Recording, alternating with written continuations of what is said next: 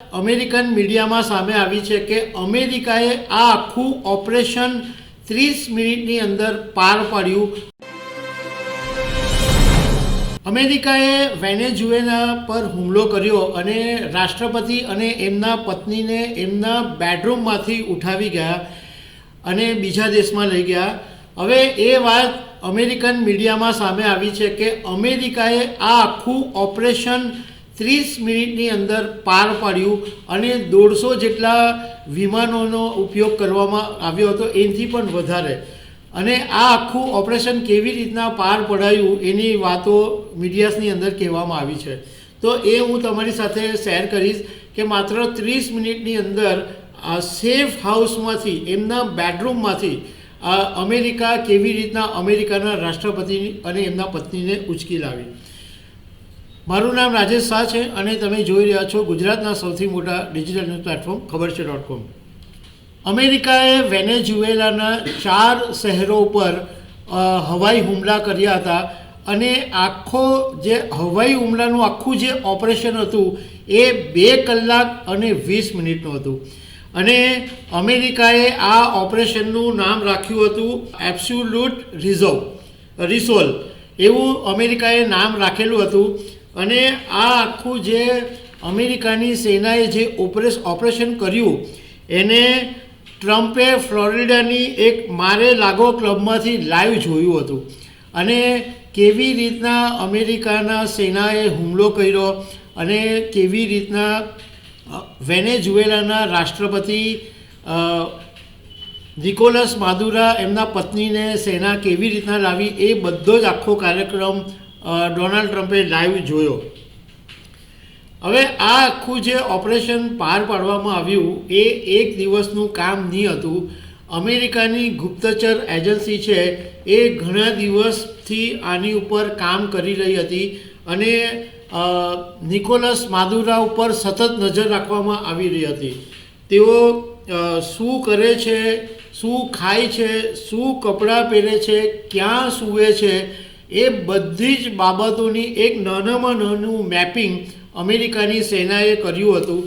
અને તમને જાણીને નવાઈ લાગશે કે અમેરિકાની સેનાએ માદુરોનું જે સેફ હાઉસ કહેવાય છે એની આખી એક ફૂલ સાઇઝની રેપ્લિકા બનાવી હતી. કે આખું એક એમનું સેફ હાઉસ એની રેપ્લિકા બનાવી, એના એન્ટ્રી રૂટનું રિહર્સલ બી કર્યું હતું કે આખો જે માદુરોનો આખો જે સેફ કિલ્લો છે એને કેવી રીતના ભેદવો એનું કેટલા સમયથી રિહર્સલ ચાલતું હતું. અને જ્યારે આખું જે ઓપરેશનનું બ્લુ પ્રિન્ટ તૈયાર થઈ ગયું ત્યારે ડિસેમ્બરની અંદર એને ફાઇનલ કરવામાં આવ્યું હતું. પરંતુ સેના એલર્ટ થઈ ગઈ હતી, પણ એનું જે આદેશ શુક્રવારે રાત્રે ડોનાલ્ડ ટ્રમ્પે આપ્યો અને એ પહેલાંના લગભગ 1 વીક સુધીથી અમેરિકાની સેના એલર્ટ હતી.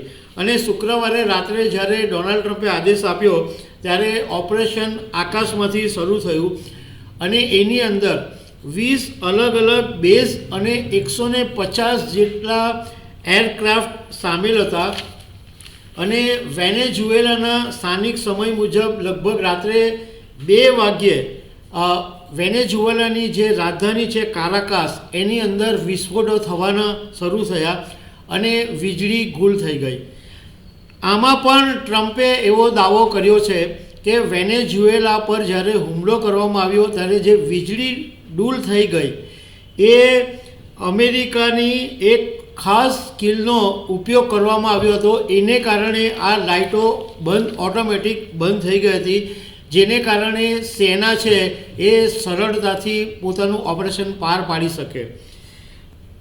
આ ઓપરેશનની અંદર ડેલ્ટા, અમેરિકન ફોર્સ, FBI, લો એન્ફોર્સમેન્ટની એપ્રિએશન ટીમ, આ બધા સમુદ્ર પાર કરીને લો એલ્ટિટ્યૂડ ફ્લાઇટ દ્વારા માદુરાના કમ્પાઉન્ડમાં પહોંચ્યા અને માદુરાના કમ્પાઉન્ડમાં એન્ટ્રી કરી અને આખો અભેદ કિલ્લો હતો.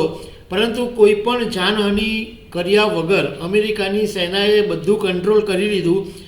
અને આમનું જે કમ્પાઉન્ડમાં જે એન્ટ્રી હતી એ આખા સ્ટીલના દરવાજા હતા, જેને સેકન્ડોની અંદર અમેરિકાના સૈનિકોએ તોડી નાખ્યા. અને જ્યારે માદુરો બેડરૂમમાં હતા અને એમને ખબર પડી ત્યારે એ સેફ રૂમમાં ભાગવા માટે ગયા, પરંતુ અમેરિકન સૈન્ય પહોંચી ગયું અને માદુરો એ દરવાજો પણ બંધ નહીં કરી શક્યા.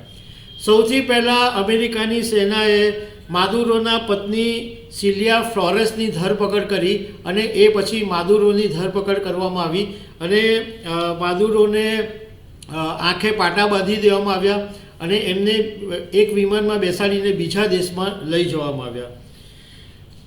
એવું કહેવાય છે કે અમેરિકાએ અગાઉ માદુરોને માટે એમની ધરપકડ કરવા માટે $50 મિલિયન ઇનામ જાહેર કરેલું હતું.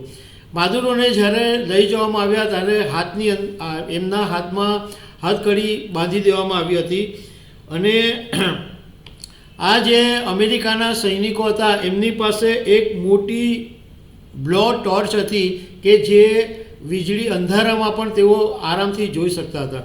તો આ આખું ઓપરેશન ટોટલ 2 કલાક ને 20 મિનિટનું હતું, પરંતુ માદુરાઓ અને એમના પત્નીને પકડવા માટેનું ઓપરેશન માત્ર 30 મિનિટનું હતું.